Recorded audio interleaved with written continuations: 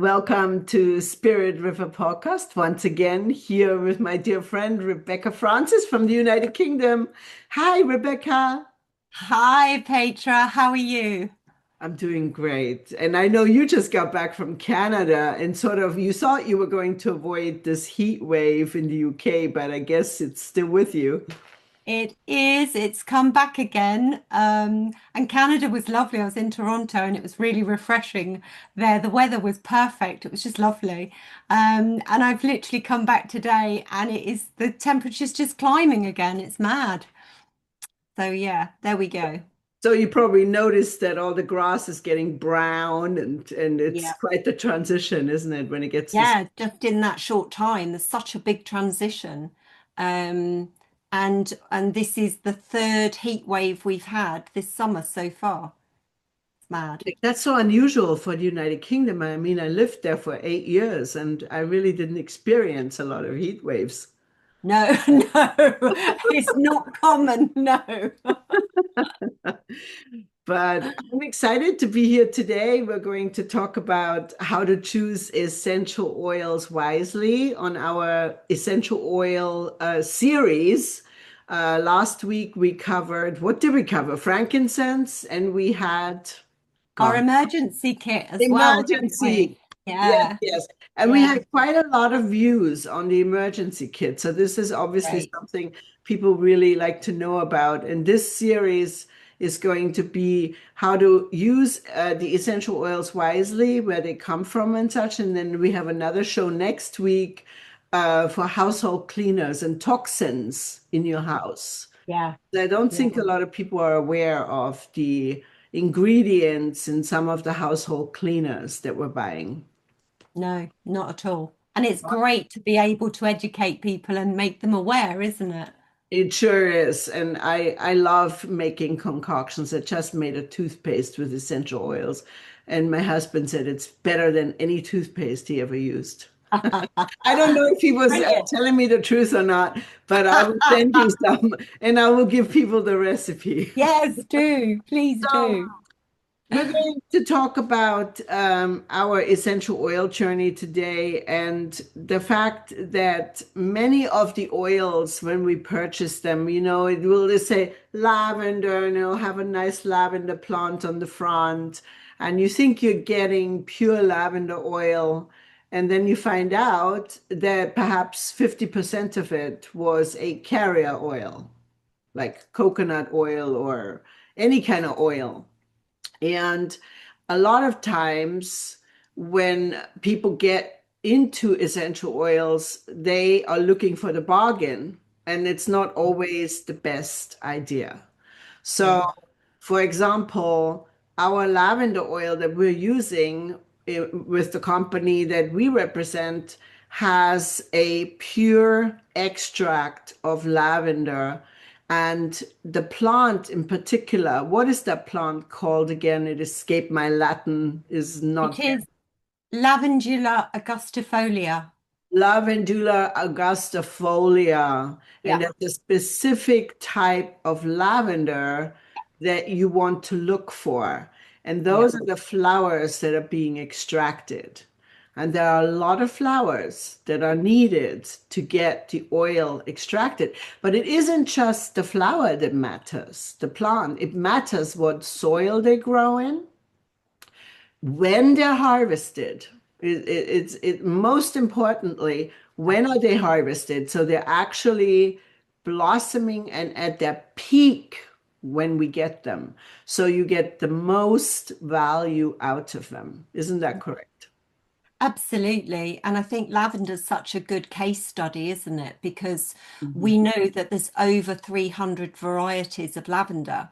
And often people say to me, oh, I've got lavender in my garden, I'll use that. But it won't be an essential oil blend for lavender. It's Mhm. not the quality and it won't be grown in the right conditions or harvested. And I think a good analogy is to look at the wine industry because the wine industry very much talks about the grapes and the type of grapes and where they're grown and the soil. So if we look at lavender again, the very best therapeutic lavender comes from only two places in the world. That's it. And that is Bulgaria and Provence at high altitude. Now, people say to me, but there's loads of lavender fields all over the world. Yes, Yeah. there are, but they will have different grades of essential oil. So, for example, in France, where we have the high altitude, that's our therapeutic lavender. But in Provence itself, at low altitude, they use that lavender in the perfume industry. It's Mhm. not essential oil that we would use in our Mhm. world. Mhm. Um, and also in England, I can liken that into the big lavender fields in Norfolk, which Mhm. is we're using that for cosmetics. They use that for soaps, for Mhm. face creams, and things like that. So they're completely different things.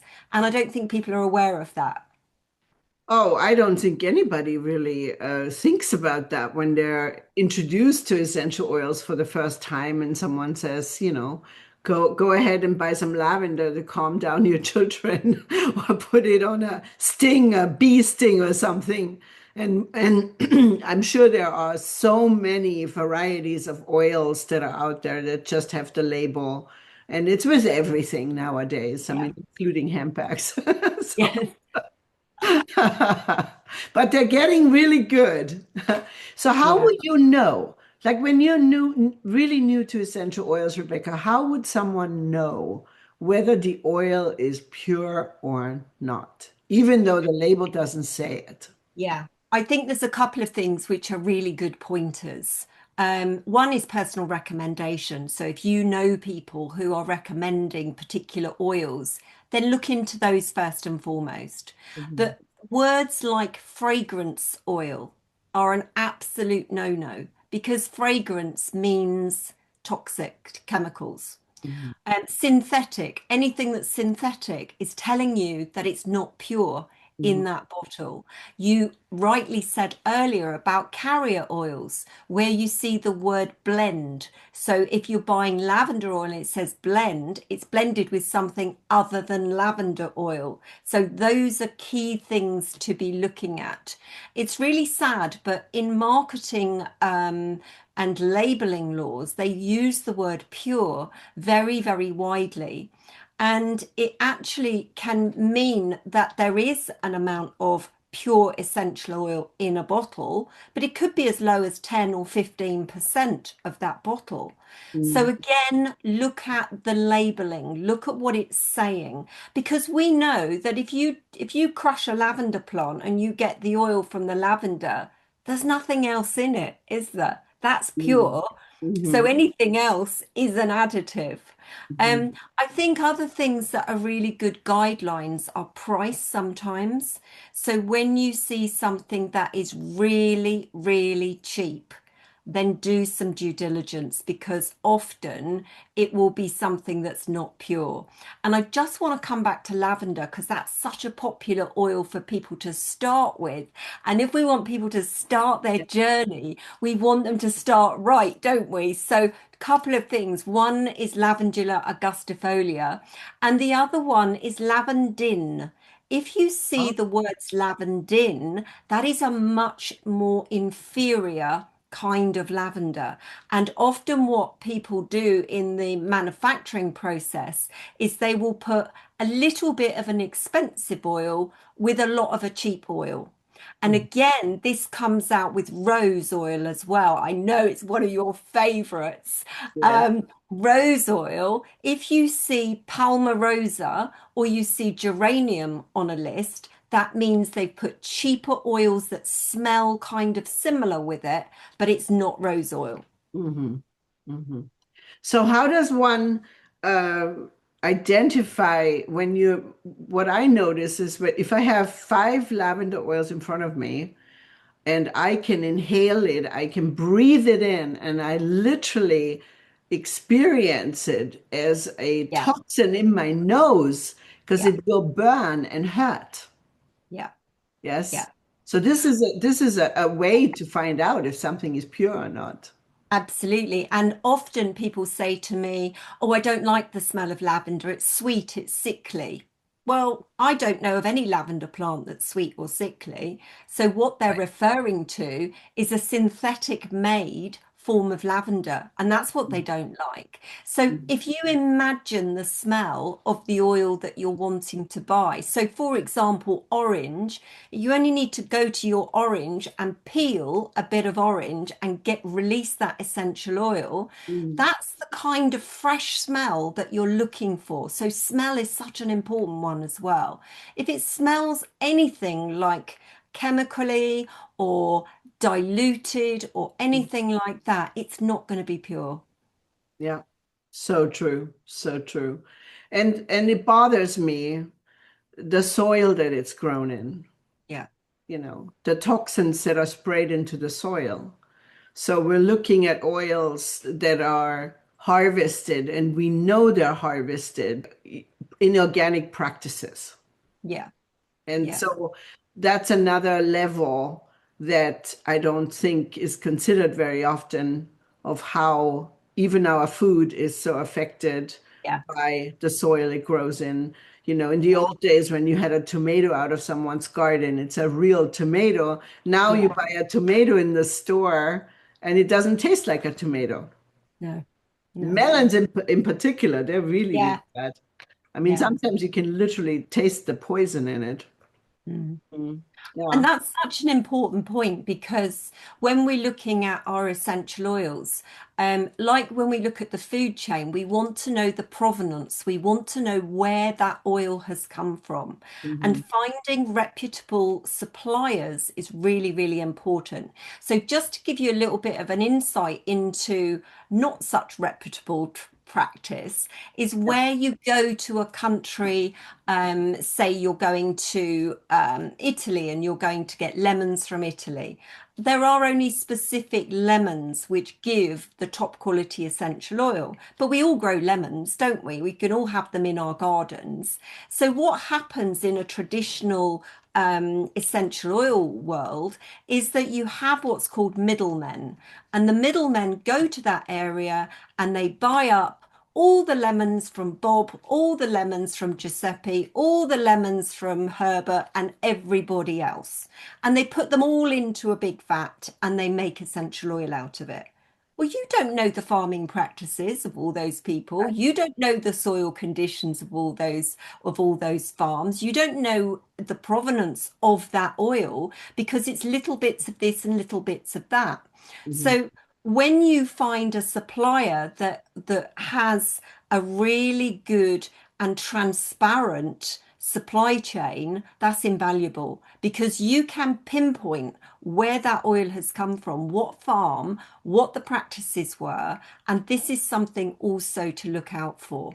I know that might sound a little bit complicated and you might think, oh, I've got to do all this work, but you haven't because when you find oils, I mean, I know that we both have come to totally separately the same oils that we both Yes, use. yes. Um, and I'm just going to show you the bottom of these one of these oils, which is one of the things we love about these oils, is the fact that they have a batch number on the bottom.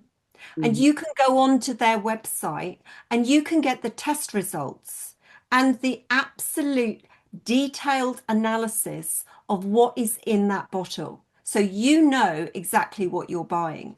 The other thing to note on the bottom here is an expiry date because essential oils all have a shelf life. And if you're looking for good quality oils, they will always have some kind of shelf life on them. If they don't have that on them, I wouldn't buy them personally. And what we mean by that is that the oils have a therapeutic life, if you like. And it doesn't mean you can't use them after that, but you can't use them therapeutically because their value is diminishing over time. And that's so, so important to think that oils are typically between 2 and 5 years for the top quality purity. I know lots of people who say, oh, I've got loads of oils, had them about 10, 20 years. That's lovely. Use them for nice smells, but they're not therapeutic anymore. So these are also good pointers as to are these good quality oils? Are these pure oils to be buying? Mhm.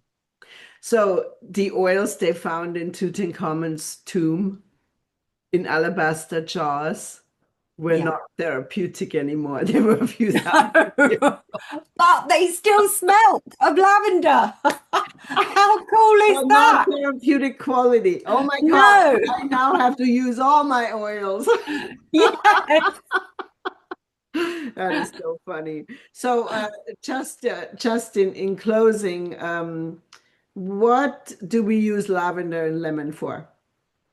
So lavender was the first oil that I used, and it was a friend introduced me to it. And literally, I don't think I've ever found anything I can't use lavender for.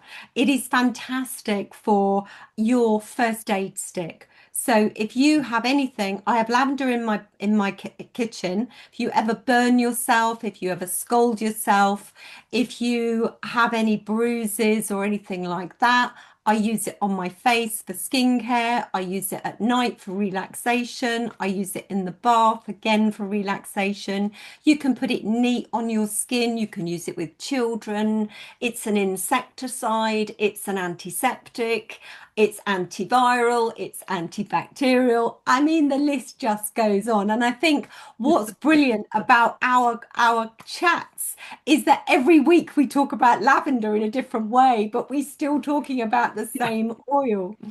Um, just coming on to lemon briefly. Lemon is your sunshine oil. Just think of the color of it and the color of the sun. So it's uplifting, it's motivating, it helps you focus.